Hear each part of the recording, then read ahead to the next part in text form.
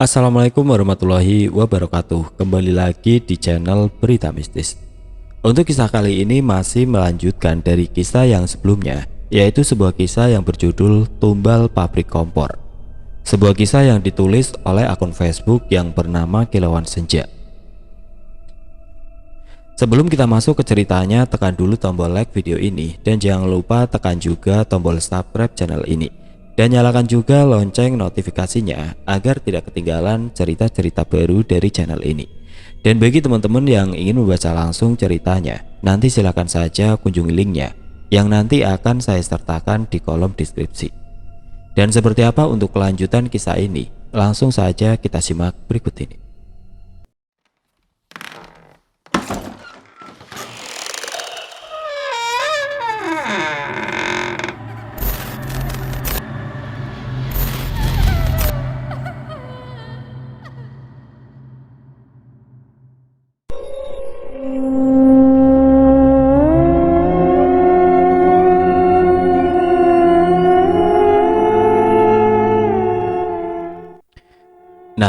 Nanti tunggu aku ya, jangan pulang duluan. Pesanku sebelum kami menuju bidang kerja masing-masing.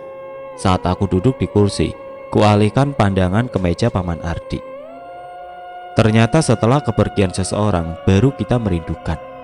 Lalu pandanganku tertuju kepada Mahendra. Ia hanya menatapku malas, lalu buru-buru ia menghentikan kontak mata kami. Apa ia marah denganku tentang kejadian semalam? Ya, aku memang tidak peka, tentu saja ia marah. Ini, kau harus mengisi file-file ini, ucapnya. Apa kita akan mengimpor kompor lagi? Tanyaku. Bukannya menjawab, malah ia memberi dengan kasar, lalu berbalik ke posisi awal. Sudahlah Jesslyn, tidak usah dipikirin, dia memang seperti itu, ucap wanita di belakangku. Tidak lama kemudian datang Pak Fandi. Ia mengatakan bahwa kami akan segera mengimpor kompor. Tega sekali Mahendra, ia tidak memberitahuku padahal ia tahu. Pak, sebelumnya saya mau bicara, tapi tolong suruh karyawan yang lain menuju ke pelabuhan terlebih dahulu. Pak Fandi pun mengiyakan, lalu semua karyawan berlalu. Mahendra, pergilah kau ke pelabuhan terlebih dahulu. Tapi Mahendra tidak menjawab, sepertinya ia tidak mau pergi. Dengan entengnya ia melipat kedua tangannya di dada. Biarkan saja Pak, jawabku. Sebelumnya maaf Pak, sebenarnya ada apa dengan pabrik ini? Aku rasa Bapak tidak tuli dan tidak buta. Pasti Bapak bisa mendengar dan melihat semua kejadian di pabrik ini tentang kematian itu. Apa Bapak tidak tahu apa itu kematian atau tidak punya hati? Tanyaku. Maaf Jesslyn, kenapa minta maaf denganku? Tampak Pak Fandi sepertinya ingin mengatakan sesuatu. Nafasnya naik turun. Dulu ini bukanlah pabrik sesungguhnya, melainkan markas pembunuhan, baik orang bersalah dan tidak bersalah. Tapi perlu kau ketahui, ini ulah orang tuaku, bukan ulahku. Dan jika kau mengatakan aku tidak punya hati, kau salah. Aku juga punya hati nurani dan pernah merasakan kehilangan bidadari tanpa sayapku Jesslyn. Kalimat terakhirnya sukses membuat nyaliku ciut. Ayahku adalah seorang pembunuh, perampok. Ia buronan polisi. Tapi aku tidak tahu ilmu hitam apa yang ia miliki. Polisi tidak mampu menangkapnya dan melukainya, termasuk juga dukun tidak bisa melukainya. Bahkan dukun itu pun ia bunuh di markas ini. Setelah diselidiki lebih lanjut, ternyata ayahku mempunyai ilmu hitam kuat dan kebal. Entah dari mana ia dapat. Saat itu aku hanya seorang remaja menginjak dewasa. Tidak ada cara untuk menghentikan ayahku, termasuk ibuku. Bahkan ibuku menjadi korban kekerasan ayahku. Tapi sekuat apapun, kuasa Allah tetap mampu mengalahkannya. Ayahku meninggal karena ilmu hitamnya sendiri dan di pabrik ini. Dan sekarang ilmu hitam itu berpindah ke tanganku. Sebagai manusia normal, tentu aku tidak mau. Tapi apa boleh buat, aku harus menanggung kesalahan ayahku. Anggap saja takdir. Tapi aku cukup puas dengan keberadaan ilmu itu, sebab ia bisa membantuku tentang pabrik ini. Kalau kau ingin tahu kenapa bisa menjadi pabrik, karena ayahku lah yang membangunnya. Ya, ia sudah gila karena harta. Sebenarnya bukan harta, tapi nafsu setan. Puas kau dengar penjelasanku, Jesslyn? Sulit dipercaya, tapi dari sorot lelaki memiliki alis mata hitam hampir bersatu itu, sepertinya ia tidak berdusta. Jadi ini nyata. Sulit dipercaya, tapi ini memang kenyataannya. Kenapa tidak dirobohkan saja, Pak? Daripada harus makan korban, usulku kepadanya. Sudah aku coba, tapi malah pekerjanya meninggal dengan mengenaskan, jawabnya. Tapi Bapak telah banyak merugikan orang termasuk saya, Pak, ucapku belum lagi puas. Saya tahu, Jesslyn, tapi saya butuh uang. Usaha saya sudah berkembang pesat. Cerita kali ini diceritakan dari sudut pandang Mahendra. Aku terus saja menyimak ucapan mereka. Untung saja Jesslyn ditakdirkan berada di sini. Mungkin jika tidak ada Jesslyn, Pak Fandi sudah pasti tidak akan mau menjelaskannya. Dia memang sudah buta oleh cinta. Aku baru tahu itu masalahnya. Pantas saja Pak Fandi tidak ikut menjadi korban. Tapi bagaimana dengan mimpiku semalam? Apa itu bunga tidur atau petunjuk? Gadis itu memang pemberani, aku salut dengannya. Bahkan sejauh ini, aku belum berani bertanya tentang itu. Saya akan berhenti bekerja di sini. Tapi saya tidak yakin kamu bisa berhenti, Jesslyn, jawab Pak Fandi. Orang yang bisa berhenti dari sini hanya karena saya yang memecatnya, dan itu karena bantuan ilmu hitam di tubuh saya. Pantas saja Wiwi temannya Jesslyn itu bisa berhenti karena Pak Fandi yang memecatnya. Sialan, kenapa aku tidak dipecatnya? Kalau begitu, pecat aku sekarang, Pak. Aku kaget bukan main mendengar teriakan-teriakan Jesslyn yang tiba-tiba. Itu tidak akan pernah terjadi, sinis Pak Fandi. Aku melangkah menuju ke Jesslyn dan berbisik padanya. Pak Fandi hanya melihat tidak suka, biarkan saja. Apa kau bisa dipercaya? Aku mengangguk, tapi aku pun belum bisa percaya dengan angkat tinggi. Aku bermimpi aku dan seorang wanita, tapi entah siapa dia. Kami hanya bisa keluar dari sini jam 5.59 menit. Aku dan Jesslyn melangkah meninggalkan Pak Fandi yang masih terpaku. Mungkin ia mencoba menerka apa yang aku bisikan. Tenang saja, kami ingin menuju ke pelabuhan, bekerja, bisikku saat melewati Pak Fandi dengan menekan kata bekerja. Udara di sini sangat dingin, ombak pun sangat kuat. Apa malam nanti ingin turun hujan? Aku lihat wanita bernama Jesslyn itu yang asik dengan lamunannya. Ingin sekali aku menegurnya untuk bekerja, tapi aku urungkan niatku. Pada akhirnya ada seseorang yang menegurnya. Aku lega setidaknya tidak aku. Kau sudah menghitung berapa banyak kompor bagian sini? Ucapnya. Tampak Jesslyn panik dan kebingungan. Aduh, bagaimana bisa aku lupa menghitungnya?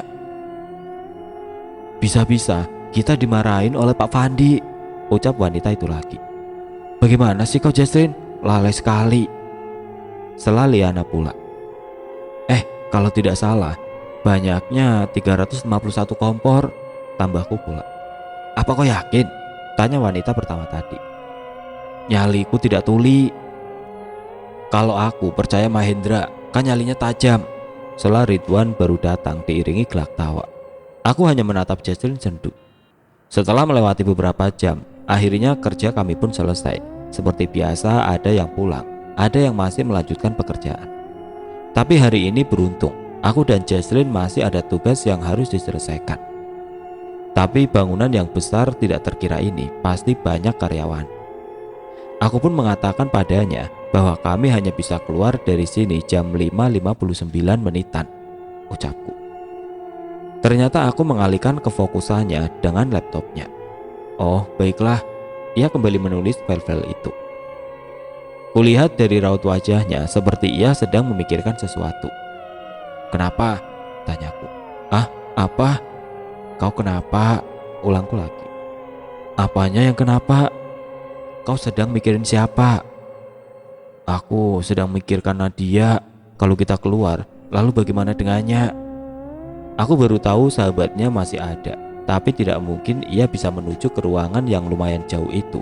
Ditambah 14 menit lagi jam 5.59. Aku tahu pikiranmu, ucapnya. Jadi, kau merelakan temanmu itu? Tanyaku.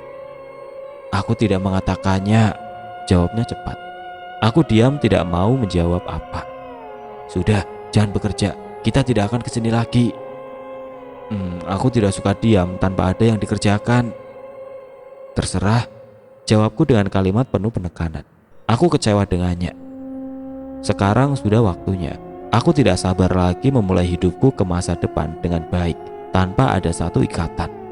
Semoga mimpiku sebagai petunjuk dan Jesslyn sebagai penerang. Jesslyn pun sudah bersiap-siap, tapi dari raut wajahnya ia sangat cemas. Sudahlah, semoga Nadia sudah pulang. Tapi aku menyuruhnya untuk menungguku. Aku tidak tahu mau menjawab apa. Kami pun menuju pintu untuk keluar, tapi bukan niat mencuri pandangan, tapi hanya kebetulan. Terlihat Jesslyn panik dan takut. Berkali-kali ku guncang pintu itu, tapi nihil, tidak bisa dibuka. Aku mencoba meminta pendapatnya, tapi ia juga tidak tahu. Ia semakin cemas. Apa seperti itu wanita? Tap. Semua lampu di sini mati, hanya gelap yang datang tanpa diundang. Lampu kembali hidup. Astaga, terdengar suara Jesslyn ternyata di sampingku. Mahendra, kenapa kita ke belakang? Aku pun heran, kenapa kami bisa berada di belakang meja ke-6 dari mejaku. Kamu tenang aja dulu, jawabku masih santai. Tenang, coba ulangi sekali lagi. Ia tampak menggeleng-geleng kepala. Ini semua gara-gara ide gilamu itu. Aku hanya menghembus nafas kasar. Percuma berdebat. Bruk. Satu benda jatuh, beserta terlihat di dinding itu ada 3 bayangan aku, Jesslyn, dan satunya lagi. Berarti ada orang di belakang kami. Jangan dilihat Jesslyn, ucapku saat ia ingin memutar kepalanya tapi tidak jadi. Indra, aku takut. Aku tidak tahu mau berbuat apa. Jesslyn benar, ini semua salahku. Tanpa aba-aba, aku tarik tangannya dengan kuat menuju pintu. Saat sampai di depan, lampu mati lagi. Tangan Jesslyn kurasakan sangat dingin. Saat lampu itu hidup, kami kembali ke belakang. Lampu kembali hidup. Sialan kalian, jangan mempermainkan kami, teriakku lantang. Lampu kembali hidup. Aku kaget bukan main. Kami telah berada di atas anak tangga. Kita di mana sekarang? Tanyanya. Kamu tenang, kita berada di tingkat 2 pabrik ini. Maksudmu? Ya, aku pernah kesini beberapa kali. Kami memang sedang dipermainkan. Ini semua gara-gara ide gilamu. Lagi-lagi aku mendengar kata itu. Ya Allah, ini semua karena egoku. Aku mengusap wajahku kasar hingga poniku menutupi mata. Ayo, kita melangkah selagi bisa. Kamu jangan lepasin pegangannya agar kita tidak terpisah, ucapku lagi. Tunggu dulu, aku hanya menjawab dengan menoleh. Itu ada orang pingsan atau sudah meninggal. Saat aku lihat ternyata benar, seorang karyawan sudah tergeletak tidak berdaya. Kualihkan lagi pandangan ini, kejadian serupa kualami. Kualihkan lagi. Lagi-lagi aku melihat karyawan yang sudah tidak bernyawa. Apa maksud semua ini? Banyak mayat-mayat bertebaran. Aku menariknya, membantunya turun dari anak tangga. Aku menghembuskan nafas lega setelah kami berada di tingkat 1. Tapi aku dan dia sangat terkejut saat melihat banyak karyawan tergeletak tidak berdaya. Nadia, ucap Jesslyn dalam isak tangisnya. Pasti ia berpikir bahwa temannya sudah bernasib sama dengan karyawan lainnya, sudah tergeletak tidak bernyawa. Seperti dedaunan kering, di mana dipandang, di situ ada mayat yang sudah memucat. Jesslyn berlari menuju ke ruangan Nadia. Aku ingin mencegah tapi tidak tega. Aku hanya mengikuti di belakang. Sosok Jesslyn tidak aku temui. Apa ia sudah masuk? Aku pun ikut masuk. Sosok Jesslyn aku temui sedang berpelukan dengan Nadia. Tapi aneh, wajah temannya itu sangat pucat, seperti tidak ada aliran darah. Urat-urat timbul kebiruan. Ingin aku mencegah, tapi tidak jadi. Ada yang aneh dengan temannya itu. Makasih ya Nat, udah nungguin aku. Sama-sama, karena aku sayang kamu. Cepat pergilah, kau dan dia sebelum terlambat, ucap Nadia membuat aku sedikit mengerutkan alis. Maksudnya Nat? Sudah pergilah. Nadia langsung mendorong aku dan Jesslyn keluar dari ruangan itu. Nadia, apa-apaan ini? Ucap Jesslyn mencoba membukakan pintu. Cepat pergilah, aku akan membantu. Aku tidak punya banyak waktu lagi. Aku akan segera kembali menemui Arsena dan Melati. Jesslyn, dengarkan ucapanku yang terakhir kalinya.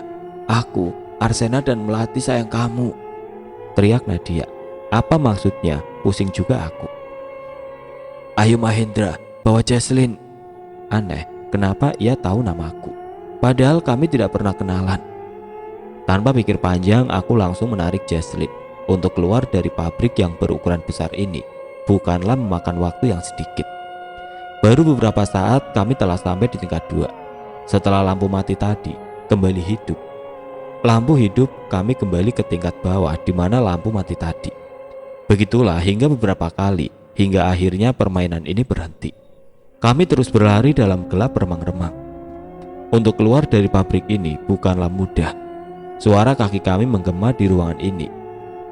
Saat tiba-tiba kulihat benda di depan sana, langsung kudorong Jesslyn hingga mengenai dinding.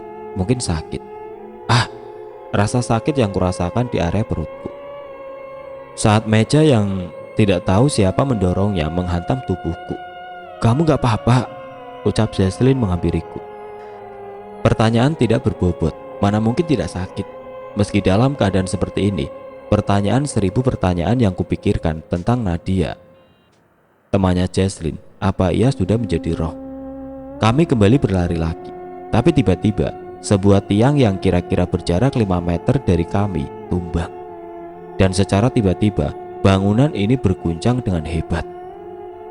Kami belum keluar, tapi sepertinya bangunan ini mau roboh. Aku yang menarik tangan Jesslyn tiba-tiba terhenti. Dra, itu Melati, Nadia dan Sisil, ucapnya. Saat aku melihat di mana ia tunjuk, aku tidak melihat apa-apa. Istighfar Jesslyn. Tidak, Dra, itu mereka dan Paman Ardi. Aku semakin merinding. Kenapa ia menyebut-nyebut orang yang sudah mati? Aku langsung menariknya lagi untuk segera pergi. Kami terus berlari di lorong yang terlihat panjang entah puluhan hektar ini. Bruk, bruk, bunyi reruntuhan. Sepertinya gedung ini mau runtuh, tapi kami belum menemukan jalan keluar. Ayo cepat, itu pintu utamanya, ucap Jesslyn tampak lebih bersemangat. Sedikit aku perbesar langkahku hingga mendahului Jesslyn. Bruk, tubuhku terlempar keluar, dibantu oleh dorongan tiang yang ikut tumbang. Sakit itu yang kurasakan. Jesslyn, ku cari sosoknya tapi tidak ketemu. Ditambah kegelapan malam membuatku sulit melihatnya. Mungkin saat kami terlempar tadi, pegangan tangan kami terlepas. Ku cari suara yang berasal dari Jesslyn itu. Akhirnya aku melihatnya tidak jauh dariku. Aku membantu ia mengangkat wajahnya karena tadi posisinya tertelungkup. Astagfirullah, kamu gak apa-apa Jesslyn? Kulihat dahinya telah meneteskan darah mengalir ke hidung dan bibirnya. Meski bagiku itu tidak sakit, tapi bagaimana dengannya? Kamu gak apa-apa? Iya, yakin? Meski ia tidak berkata, tapi aku tahu pasti sakit. Sekali lagi ia mengatakan bahwa ada teman-temannya dan Paman Ardi di area pintu yang kini perlahan sudah ingin runtuh. Beberapa saat kemudian pabrik ini runtuh secara perlahan. Aku membantu Jesslyn menjauh agar tidak terkena bahaya lainnya. Awalnya ia menolak, tapi akhirnya mau juga. Ya sudah, kau keras kepala. Aku sedikit kasihan dengannya. Kau mau kemana? Ini sudah hampir larut. Kau ke rumahku saja, jawabku santai. Tidak usah canggung, di rumahku ada ibu dan kakakku. Aku ke kosanku saja. Aku tahu apa yang sedang ia pikirkan. Pergilah, tapi aku tidak mau mengantarmu. Terserah kamu mau pulang sendirian, ancamku. Sebenarnya terserah dia juga. Takut juga sih, tapi ada keluargamu kan?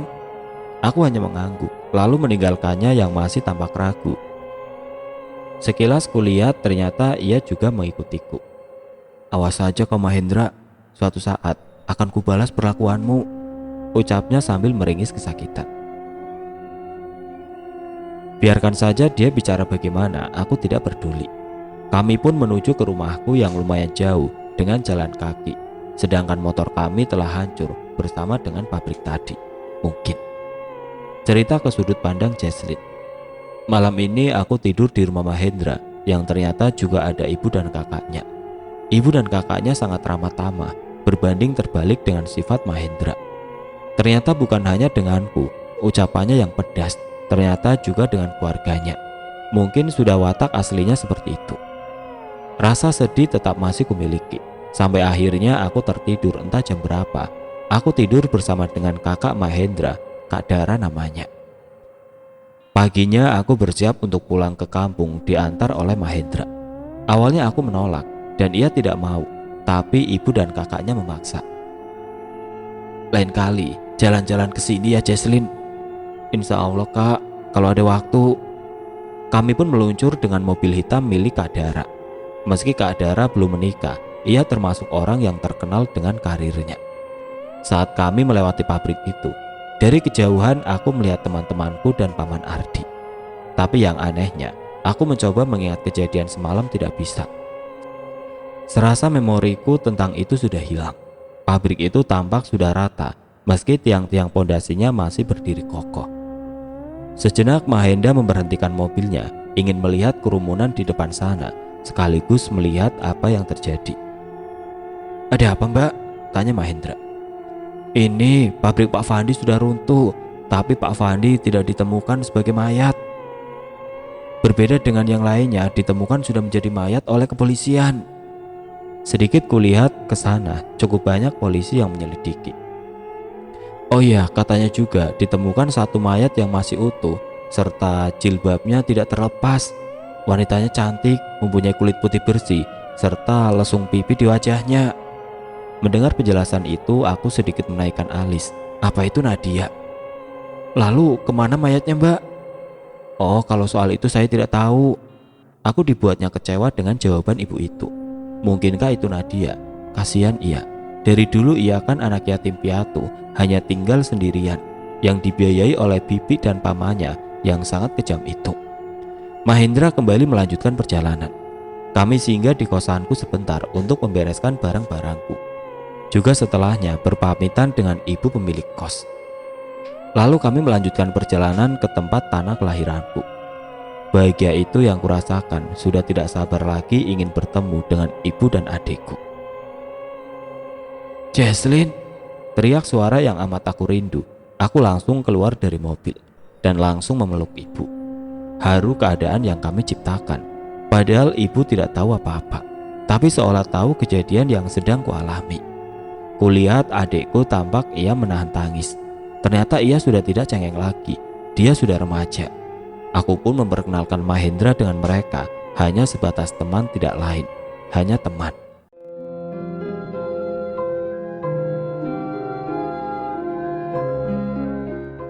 Oke teman-teman, sekian untuk cerita kali ini. Bagaimana menurut kalian tentang kisah ini? Tulis komentar kalian di kolom komentar. Dan bagi teman-teman yang baru bergabung, jangan lupa untuk like, komen, share, serta subscribe channel ini. Dan nantikan kisah-kisah horor berikutnya tetap di channel Berita Mistis. Wassalamualaikum warahmatullahi wabarakatuh.